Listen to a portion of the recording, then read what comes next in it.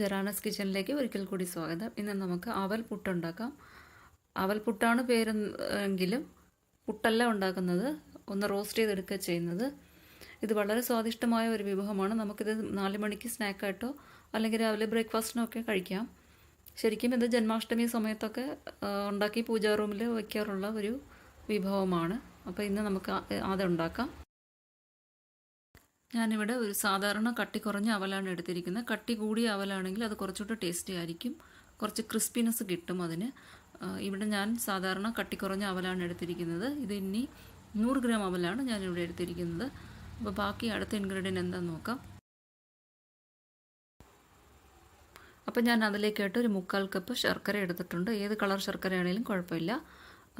100 gram അവലിന് ഒരു 1/4 cup ശർക്കര വേണ്ടി വരും. പിന്നെ വേണ്ടത് 2 ടേബിൾ സ്പൂൺ നെയ്യാണ്. നട്ട്സൊക്കെ വറുക്കാനായിട്ട് നെയ്യ് വേണം. പിന്നെ ഒരു 2 ടേബിൾ സ്പൂൺ നട്ട്സ് വേണം. അത് നെയ്യിൽ മൂപ്പിച്ച് അതിനകത്ത് ചേർക്കാൻ വേണ്ടിയിട്ടാണ്. ഇനി വേണ്ടത് 1/4 ടീസ്പൂൺ ഏലക്കാപ്പൊടിയാണ്. ഇനി ഇതിൻ്റെ കൂടെ തേങ്ങയും കൂടെ ചേർക്കണം. തേങ്ങ ഞാനിവിടെ എടുത്ത് വച്ചിട്ടില്ല. ഒരു 1/4 കപ്പ് തേങ്ങ വേണം. തേങ്ങയുടെ അളവ് നമുക്ക് ഇഷ്ടമുള്ള പോലെ കൂട്ടുകയോ കുറയ്ക്കുകയൊക്കെ ചെയ്യാം. പിന്നെ ആവശ്യത്തിനുള്ള വെള്ളം. അപ്പോൾ ആദ്യം ചെയ്യേണ്ടത് അവലൊന്ന് വറുത്തെടുക്കുകയാണ്. വറുക്കുക എന്ന് പറഞ്ഞാൽ ഒന്ന് ചൂടാക്കി എടുത്താൽ മതി. ഒന്ന് ക്രിസ്പി ആയാൽ മതി. ഒരു 2 മിനിറ്റ് ഒന്ന് മീഡിയം ഫ്ലെയിമിൽ വെച്ച് ഒന്ന് ചൂടാക്കുമ്പോഴേക്കും അത് ആവശ്യത്തിനുള്ള കണ്ടീഷൻ ആവും.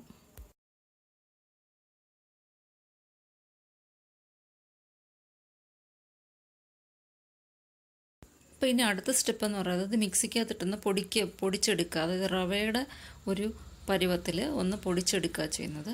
എന്നിട്ട് വെള്ളം തളിച്ച് പുട്ടിന് മാവ് റെഡിയാക്കുന്ന പോലെ റെഡിയാക്കി എടുക്കാം. പക്ഷേ ഞാനിവിടെ അതല്ല ചെയ്യുന്നത്. കാരണം എനിക്കിത് അരിയിലുള്ള പോലെ അഴുക്കും പൊടിയൊക്കെ ഇതിൽ കാണും. അതുകൊണ്ട് ഞാനിത് പൊടിക്കാതെ നേരിട്ടങ്ങ് വാഷ് ചെയ്തിട്ട് ഇത് വെള്ളം തോരാനായിട്ട് ഒരു 15 മിനിറ്റ് വയ്ക്കും. അപ്പോഴേക്കും അത് നല്ല കണ്ടീഷനായിട്ട് ഇരിക്കും. അപ്പോൾ നമ്മൾക്ക് കഴുകണ്ടെന്നുണ്ടെങ്കിൽ നേരിട്ട് പൊടിക്കുക, പുട്ടിന് മാവ് റെഡിയാക്കുന്ന പോലെ റെഡിയാക്കിയെടുക്കുക, അത്രയേ ഉള്ളൂ. ഇതിപ്പോൾ ഞാനിവിടെ ഉപയോഗിച്ചിരിക്കുന്നത് തീരെ കട്ടി കുറഞ്ഞ അവലാണ്. അതുകൊണ്ടാണ് എനിക്കിത് പൊടിച്ചതിന് ശേഷം കഴുകാനൊന്നും പറ്റാത്തത്. പക്ഷേ നമ്മൾ കട്ടി കൂടിയ അവലാണ് എടുക്കുന്നതെങ്കിൽ ജസ്റ്റ് ഒന്ന് പൊടിക്കുക, റവയുടെ ഒരു പരുവത്തിനൊന്ന് പൊടിച്ചെടുക്കുക. എന്നിട്ട് ഒറ്റ വാഷ് കൊടുക്കാം. നമുക്ക് ഒറ്റ വാഷ് കൊടുത്തതിന് ശേഷം ഇതുപോലെ വെള്ളം മാറാനായിട്ട് ഇതുപോലൊരു പാത്രത്തിലേക്ക് 15 മിനിറ്റ് നേരം ഒന്ന് തോരാൻ വയ്ക്കുക വെള്ളം.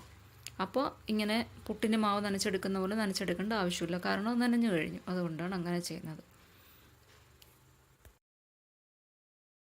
അപ്പോൾ ഈ കഴുകുന്ന സ്റ്റെപ്പ് അത് ചെയ്യുന്നത് ഇല്ലെങ്കിൽ നമുക്ക് പുട്ടിന് മാവ് നനച്ചെടുക്കുന്ന പോലെ നനച്ചെടുക്കാം. കഴുകി കഴിഞ്ഞാൽ ഇതുപോലെയൊക്കെ വെള്ളം തോരാനൊക്കെ വയ്ക്കണം.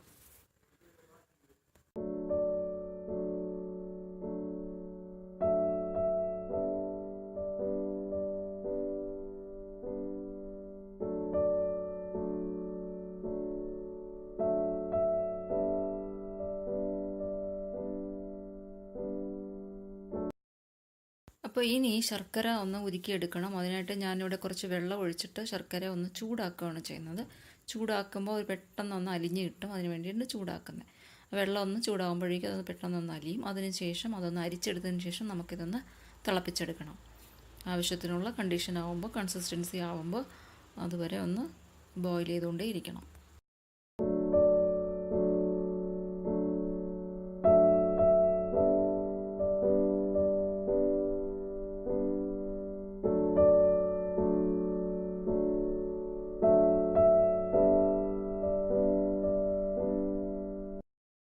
അപ്പോൾ ഇത് ഏകദേശമൊക്കെ ഒന്ന് റെഡി ആയിട്ടുണ്ട്. ഇനി നമുക്കിതൊന്ന് ചെക്ക് ചെയ്ത് നോക്കാം.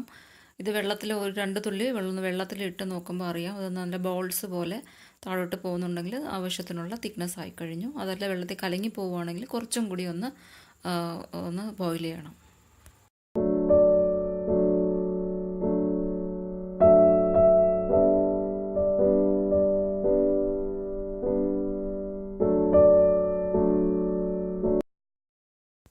അപ്പോൾ ഞാനിത് ചെക്ക് ചെയ്തു. ഒരു 5 മിനിറ്റ് കഴിഞ്ഞ് വീണ്ടും ചെക്ക് ചെയ്തു. അപ്പോൾ അത് ആവശ്യത്തിനുള്ള ആയിട്ടുണ്ട്.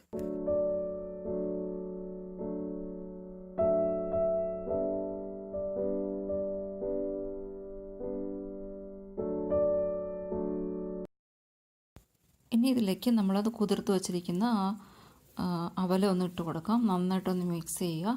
അതിനുശേഷം കുറച്ച് ആവശ്യത്തിനുള്ള തേങ്ങ ഇട്ട് കൊടുക്കാം. തേങ്ങയും കൂടി ഇട്ട് നന്നായിട്ടൊന്ന് മിക്സ് ചെയ്യുക.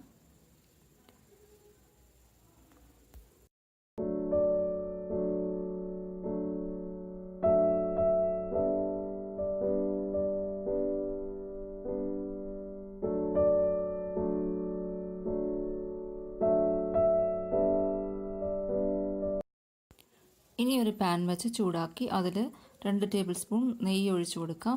അത് കഴിഞ്ഞ് കാഷ്യൂ നട്ട്സ് ഒന്ന് വറുത്തെടുക്കാം.